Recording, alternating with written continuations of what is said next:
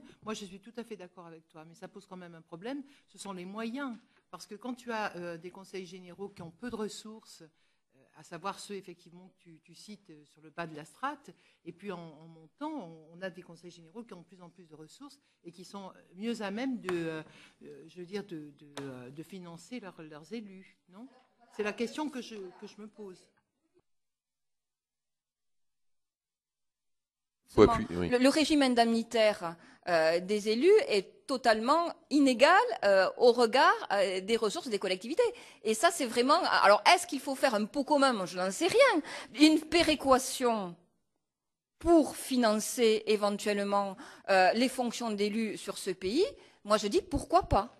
Pourquoi pas? Parce que je ne vois pas pourquoi certains territoires, ce n'est pas en fonction de la charge de travail que l'on peut justifier des différences de régime indemnitaire et encore moins de la taille de la collectivité. Parce que je dirais plus la collectivité est grosse, plus elle a de l'ingénierie qui peut accompagner les élus et donc qui, quelque part, il faut le dire, allègent leur charge d'élus aussi. Quand vous avez tout tracé, s'ils n'ont pas le soir à travailler jusqu'à minuit, 1 heure pour essayer de voir... Bon voilà, donc à partir de là, moi il me semble que faire un système de péréquation, de pot commun, bien sûr ça va faire hurler, peut-être, mais ça permettrait à un moment donné, si on veut vraiment faire un statut de l'élu, si on veut donner aux élus... Je ne parle pas du niveau d'indemnité, moi je ne suis pas là pour dire qu'il en faut toujours plus. C'est pas ça le problème. Le problème est de savoir effectivement si on donne à tous les territoires la même chance d'avoir des élus pour les administrer. Et ça, je pense que c'est la question importante.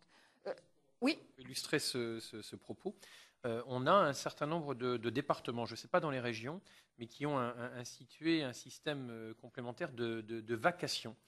C'est-à-dire pour tenir compte de l'engagement effectivement d'un certain nombre de conseillers généraux, de leur présence à telle ou telle réunion, etc., qui font un peu l'équivalent. C'est pas un jeton de présence parce que c'est pas un conseil d'administration, mais qui ont un peu cet esprit de jeton de présence. Est-ce que c'est quelque chose qui pourrait... Alors c'est facultatif, c'est un peu bricolé aujourd'hui, juridiquement c'est pas illégal, mais c'est pas si bien cadré. Est-ce que c'est une piste qui vous semblerait éventuellement intéressante pour essayer de remonter vers le haut et de tenir compte de cette réelle charge de travail, ou c'est quelque chose qui te paraît complètement ridicule? Peut-être pertinent. Moi, honnêtement, je suis pour à tous les niveaux de collectivité, à tous les niveaux d'élus. On l'a, nous, en tant que parlementaires, pas assez, me semble-t-il, puisque aujourd'hui on a un système de sanctions financières par manque d'assiduité. Et moi, je dis que les élus, quand ils s'engagent, ou alors ils démissionnent, mais quand ils s'engagent, ils sont là pour, à moins qu'on ait des problèmes personnels, mais on a toujours des exceptions, il est évident, mais à un moment donné, pouvoir soit sanctionner, soit mettre une plus-value aux élus présents et qui font leur travail d'élu, moi, je pense que c'est profondément salutaire. Et je suis tout à fait favorable. Oui, vas-y, je t'en prie. Oui. Lors de la dernière audition, j'avais évoqué effectivement le fait d'une mutualisation peut-être. Alors, sous quelle forme? Peut-être simplement avec 0,1% de chacune de nos indemnités des élus, enfin je ne sais pas, mais il me semble que ça mériterait. La vacation, sous quelle forme, je ne vois pas bien, puisque de toute façon, c'est quand même le Conseil général qui la financerait. Donc l'idée de mutualiser, d'avoir un fonds de mutualisation pour permettre justement, d'ailleurs pas seulement pour les conseils généraux, mais les maires subissent la même chose. Les maires qui sont dans des petites communes ont beaucoup de difficultés pour faire fonctionner. Ils sont d'ailleurs tout. Ils sont techniciens, ils sont politiques, et ça pose un vrai problème. Et donc là, je crois qu'il y a le problème que tu poses en fait est un vrai problème, mais pas seulement pour les conseils généraux. Hein, voilà.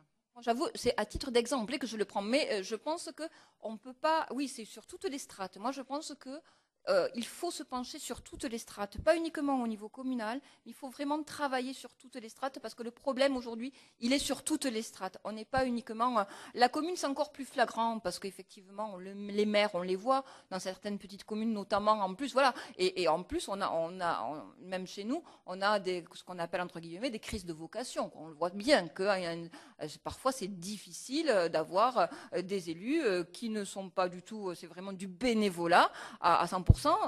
Eux, c'est pas pour autant qu'ils n'ont pas, par rapport à leurs concitoyens, leurs électeurs, des remontrances assez vives. Tout à l'heure, on disait tête à claque ou alors donc je veux dire, c'est pas pour autant qu'ils en sont remerciés, mais ils le font pas pour ça non plus. Mais aujourd'hui, je crois qu'il faut arriver, on le dit, on l'attend, ça fait combien qu'on en parle? 20, 30 ans, 40 ans, depuis la décentralisation, on parle du statut de l'élu, et aujourd'hui, il faut y arriver. Au-delà de ça, quand même, permettez-moi, parce que pour pas uniquement s'arrêter sur ces questions financières, moi je pense que le statut de l'élu doit également travailler sur les validations de l'acquis de l'expérience, parce que je crois qu'il est important. Aujourd'hui, je pense que c'est formateur d'être élu. Moi, je le dis, je le suis depuis 25 ans. J'ai commencé à 19 ans à entrer dans un conseil municipal. Et donc, honnêtement, je crois que c'est important, quand on est élu, de pouvoir surtout c'est pas pour encourager, mais pour dire qu'à un moment donné, on a appris à faire des choses, il faut le dire, et que si on peut avoir une validation des acquis de l'expérience qui, quelque part, peut être retranscrite ou pouvoir avoir des équivalences, le cas échéant, ou faire état, mais de façon officielle, que ça ne soit pas dire, ah ben oui, sur mon CV, j'ai été élu, j'ai su faire ça. Non, qu'on puisse avoir des équivalences à la limite, ou je ne sais pas la forme que ça peut prendre, mais pouvoir le valoriser, ce travail, parce qu'on n'est pas élu à vie et il ne le faut pas. Donc, à un moment donné, le passage dans une collectivité, quelle qu'elle soit, pour moi, ça peut être porteur d'apprentissage et de pouvoir être valorisé sur un plan professionnel. Et ça, je crois que c'est important. Et là-dessus, il faut le mettre en œuvre. Et puis, je souhaiterais également dire qu'aujourd'hui, on a quand même des textes qui existent et qui ne sont pas appliqués pour l'élu. Et ça, si on arrivait déjà au niveau des crédits d'heures, des possibilités que les textes permettent, mais qui ne sont pas appliqués parce que c'est compliqué, on ne le réclame pas. Voilà. Pourquoi ils ne sont pas appliqués? Parce que là, on n'a pas besoin de rajouter de texte, c'est nous Il y en appliquer. a au niveau les textes que nous avons sur les autorisations d'absence sur les crédits, alors pourquoi ils ne sont pas appliqués? Parce que la plupart du temps, c'est les employeurs ou même l'élu en question qui dit attends, moi j'ai trop de boulot, je ne peux pas demander ces disponibilités, ces crédits d'heures, ces autorisations d'absence, parce que quand je suis en entreprise, eh bien, la boîte, même de lui-même, sans avoir une pression de l'employeur, forcément. Et pareil, je dirais même aussi pareil aussi parfois dans la fonction publique, où effectivement, quand il y a une charge de travail, il dit bon, mais donc je crois qu'aujourd'hui, il faut arriver à pouvoir faire en sorte que les textes, sans aller, on va aller au-delà parce qu'il le faut, mais déjà, si on n'arrive pas à appliquer ou à faire appliquer de façon naturelle, parce qu'à un moment donné, c'est un peu tabou de dire ben oui, mais moi je suis élu, donc j'ai besoin de tant d'heures d'absence pour pouvoir exercer mon mandat d'élu, et ben on n'arrivera pas à pouvoir travailler sur le statut de l'élu. Bien, Guy Geoffroy. Oui, une question en rebond d'une partie du propos là, qui vient d'être tenu sur la notion on ne peut pas être élu toute sa vie et il ne faut pas. Alors, est-ce que ceci pourrait ou devrait avoir une traduction dans la loi en vue éventuellement de fixer une limite maximum au nombre de mandats successifs exercés dans le cadre des fonctions locales, comme ceci a été fixé pour le mandat présidentiel et comme ceci éventuellement, puisque certains en parlent, pourrait être fixé pour tout autre type de mandat. Parce que derrière l'idée que la durée serait limitée, il y a toutes les questions dont on parle, c'est-à-dire comment ça se passe dans l'exercice du mandat en cours et comment ça se passe après, puisque par définition, on ne peut pas faire profession d'être élu. Donc, quelle serait d'après vous, la piste à suivre qui tiendrait à la fois compte des réalités, qui sont que parfois on manque de candidats nouveaux et le nombre de nos collègues maires dans des communes dites petites, en secteur rural, qui y retournent alors qu'ils avaient fait savoir qu'au fond, ils n'avaient pas trop l'intention d'y retourner, mais que devant l'absence d'une présence référente qui pourrait prendre le relais, ils se décident à le faire. Comment tout ça devrait éventuellement être écrit?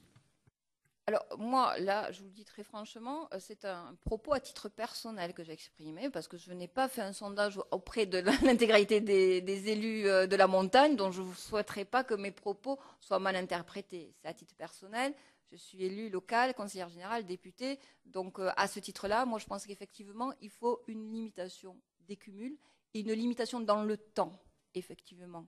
Alors je ne sais pas, 2 mandats, 3 mandats, je ne peux pas dire, mais pour moi, c'est important.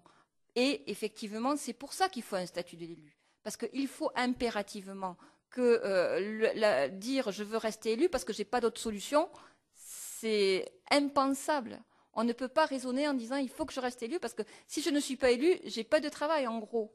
Non, mais il faut absolument pouvoir organiser le statut de l'élu et pouvoir organiser la reprise du travail à la sortie du mandat de l'élu, donc le légiférer, pour effectivement permettre aux personnes, si la loi, moi personnellement c'est ma position, limite le nombre de mandats, il faut que les personnes puissent se retrouver dans la vie active, soit leur ancien mandat, soit une mobilité, notamment à travers la validation des acquis de l'expérience qui peut leur permettre, me semble-t-il, parce que c'est vrai qu'on est sur une mobilité professionnelle aujourd'hui évidente, donc pourquoi pas aussi, suivant c'est vrai que les cas c'est au cas par cas, parce que suivant les profils, on est dans des positionnements différents, selon ce qu'on faisait avant, ou ce que l'on ne faisait pas, selon ce qu'on peut faire par la suite, mais moi personnellement, je suis pour